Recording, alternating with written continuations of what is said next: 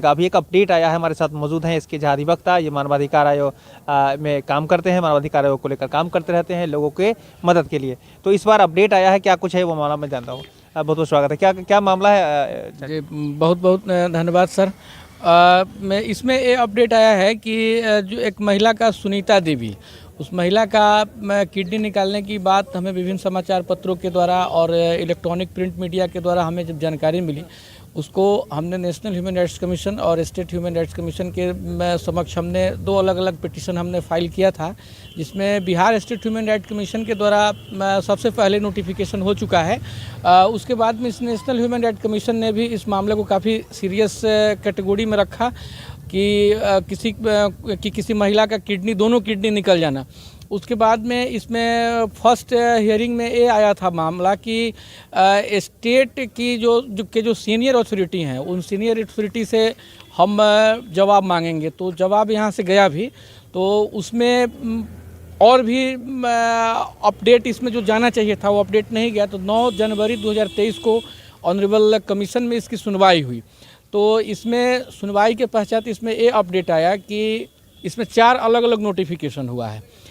इसमें फर्स्ट ये है कि Muzaffarpur senior superintendent of police से रिपोर्ट मांगा गया है कि केस की अभी अद्यतन क्या स्थिति है। दूसरा ये मांगा गया कि डिस्ट्रिक्ट मजिस्ट्रेट मुजफ्फरपुर से ये डिमांड किया गया है कि जो पीड़िता हैं सुनीता देवी, उनको गवर्नमेंट स्कीम के द्वारा या गवर्नमेंट से कोई अगर उनको कंपनसेशन वगैरह की जो राशि मिलना है या मिलना चाहिए, इस संबंध में इनसे रिपोर्ट मांगा गया है। और इस केस की मॉनिटरिंग के लिए इसमें बिहार के डायरेक्टर जनरल ऑफ पुलिस और चीफ सेक्रेटरी दोनों व्यक्ति को लगा दिए गए हैं। यहीं से यह केस थोड़ा सा और चेंज हो जा रहा है, क्योंकि कमीशन यह चाह रही है कि हम उस पीड़िता को ज़्यादा से ज़्यादा गवर्नमेंट मदद करे, और इसके लिए कमीशन अपना मॉनिटरिंग कर रही है। तो इसमें डीजीपी और चीफ सेक्रेटरी को ऑर्डर शीट में इसमें साफ लिखा भी हुआ है। ऑर्डर शीट में इसमें है मेंशन कि the copy of the direction of communicated to the chief secretary and the director general of police government of Bihar information and necessary action. आवश्यक कार्रवाई के लिए इसमें डीजीपी और चीफ सेक्रेटरी को लगा दिया गया है, और 2 अलग अलग प्रतिवेदन, एसएसपी से अलग और डीएम से अलग प्रतिवेदन की मांग की गई है। जी अच्छा, ये जो जी आपने जो लगाया था यहाँ पर, जो मुकदमा जो आपने आवेदन दिया था, इसमें क्या क्या आर्गूमेंट डाले थे कि इस तरह की समस्या को लेकर? जैसे इसमें हमारा जो फर्स्ट आर्गूमेंट मेरा ये था कि जो महिला है उसका पहले इलाज होना चाहिए, क्योंकि जो गलती किया है उसको पकड़ने के लिए तो पुलिस है, सरकार का टोटल सिस्टम बना हुआ है, उसको पकड़ने के लिए लोग लगा हुआ है। पुलिस की पूरी टीम उसके में लगी हुई है, जिला प्रशासन पूरा उसमें एक्टिव है, इस चीज़ का हम लोग को जानकारी है। लेकिन जो पीड़िता है, उस पीड़िता का इलाज होना पहली प्रायोरिटी होनी चाहिए। तो हम लोग इसका पहले किए थे कि नहीं, पहले उसका इलाज हो। दूसरा हम लोग ये डिमांड किए थे कि जो अस्पताल जो वहाँ पर चल रहा था, तो अस्पताल चल रहा था तो आखिर वो कितने दिनों से चल रहा था, किनके आदेश से चल रहा था, और अगर नहीं किसी के आदेश से चल रहा था तो यह डेफिनेटली इसको हम लोग ये कह सकते हैं कि जैसे हम लोग आए दिन सुनते हैं कि झोला छाप डॉक्टर, तो उस पर एक गवर्नमेंट को एक ऐसी स्टेप लेनी चाहिए वहाँ पर कि इस तरीके की समाज में जो झोला छाप डॉक्टर का जो प्रचलन है, झोला छाप अस्पताल का जो चीज़ है, ये बंद होना चाहिए बिल्कुल। क्योंकि हम इससे कतई दरकिनार नहीं हो सकते हैं कि हो सकता है कि आज सुनीता का मामला आया है, इसके पहले भी किसी का किडनी निकला हो, भविष्य में भी किसी का निकल जाए, इस पर तो सरकार को ही कदम उठाना पड़ेगा। तो हमारा ये डिमांड, 2 डिमांड था। चूँकि हियरिंग में सारी बातें आ जाती हैं, तो इस जो नेक्स्ट जो हियरिंग हुई, इस हियरिंग में टोटल मामला प्रकाश में आ गया कि नहीं ये चीज़ है। जी तो क्या अब लगता है कि इसे सुनीता को न्याय मिल सकेगा?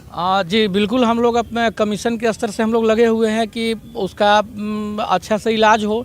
और बात उसमें कुछ ये है कि जैसे किडनी ट्रांसप्लांटेशन की बात है, क्योंकि इससे हम लोग मुकर नहीं सकते हैं, क्योंकि उसकी दोनों किडनी ख़त्म हो चुका है, तो दोनों किडनी को ट्रांसप्लांट करने की बात है। तो उसके लिए तो गवर्नमेंट लेवल की चीज़ है। हम लोग कमीशन से गवर्नमेंट को डायरेक्शन दिलवाने के लिए हम लोग प्रयास कर रहे हैं, लेकिन अब सवाल ये उठता है कि जो गवर्नमेंट की चीज़ है वो तो गवर्नमेंट को देखना पड़ेगा। लेकिन हम लोग यही है, आप लोगों के माध्यम से हम गवर्नमेंट से हमारा यही प्रेयर है कि एक गरीब के लिए कम से कम गवर्नमेंट अगर चीफ मिनिस्टर लेवल से अगर एक दिन में बात अगर उठ जाए तो किडनी ट्रांसप्लांटेशन निश्चित रूप से है कि कुछ पॉजिटिव वे में ज़रूर निश्चित रूप से जाएगा बात।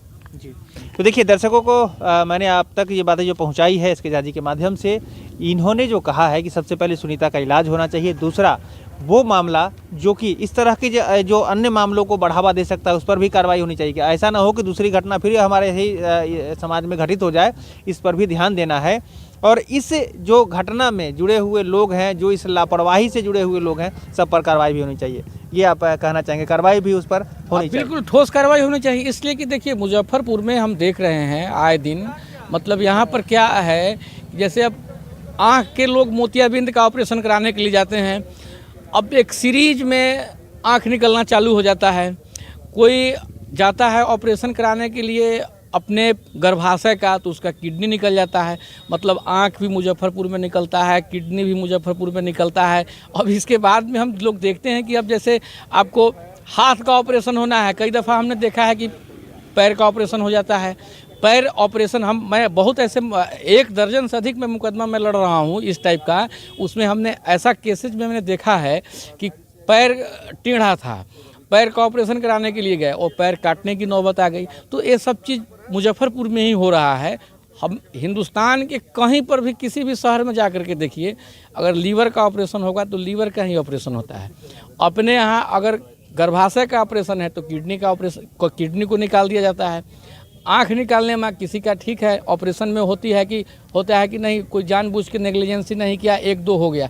अब पिछले साल हम लोगों ने देखा था कि 65 लोगों को आँख निकालने की, उस मुकदमे को भी मैं भी लड़ रहा हूँ मानवाधिकार आयोग में, और 65 लोगों का आँख निकल गई। ये क्या हो रहा है? तो इसमें मुजफ्फरपुर की जो व्यवस्था है, खास करके जो चिकित्सकीय व्यवस्था है, इसको काफ़ी चुस्त दुरुस्त करने के लिए गवर्नमेंट लेवल पर और वो भी हाई लेवल पर इसको ठीक करने की आवश्यकता है। जी, तो देखिए बड़े बड़े मुद्दे को इन्होंने आपके सामने रख दिया है। मैं तो दर्शकों से ही कहना चाहूँगा, आप ही इंसाफ करिएगा। क्या आप ऑपरेशन कराना चाहेंगे इस परिस्थिति में मुजफ्फरपुर में? अगर नहीं तो कमेंट करिएगा और इस वीडियो को शेयर करिए, जिससे कि इस तरह की समस्या पर विराम लगे। हमारा मुजफ्फरपुर बदनाम हो रहा है, ख़राब हो रहा है और लोगों को नुकसान झेलना पड़ रहा है, जिसकी आंखें चली गई, जिसकी किडनी चली गई, और जो लोग अपने अब ज़िंदगी मौत से जूझ रहे हैं। कितनी दुखद बात है, और उसके साथ पूरा परिवार भी दुख में चला जाता है। तो यही आज की बातें हैं कि सावधान रहिए और ऐसे लोगों से बचकर रहिए जो आपके साथ इस तरह का गड़बड़ी कर सकते हैं। तो बहुत बहुत धन्यवाद आपका। धन्यवाद सर, धन्यवाद, थैंक यू सर। जी धन्यवाद। ऐसी खबर लेकर हम लोग आते रहते हैं, समाज की जागरूकता की खबर। तो चौपाल समाचार से नहीं जुड़े हैं, जुड़ जाइए, चैनल को सब्सक्राइब कर लीजिए, फेसबुक पेज लाइक, इंस्टाग्राम को फॉलो कर लीजिए। हम सब मिलकर जिस बेहतर समाज को बनाने चले हैं ना, आपका सहयोग प्रार्थनीय है। अगर आपके यहाँ भी कोई ऐसी जानकारी है जो हमारे साथ आप शेयर करना चाहते हैं तो नंबर डिस्प्ले कर रहा है, आप उस नंबर पर हमें शेयर करें। हम सब मिलकर उन चीज़ों को भी देखकर, समझकर और बेहतर तरीके से आगे बढ़कर मदद करने का प्रयास करेंगे। तो आज के लिए बस इतना ही। मैं अभिषेक, चौपाल समाचार के लिए धन्यवाद।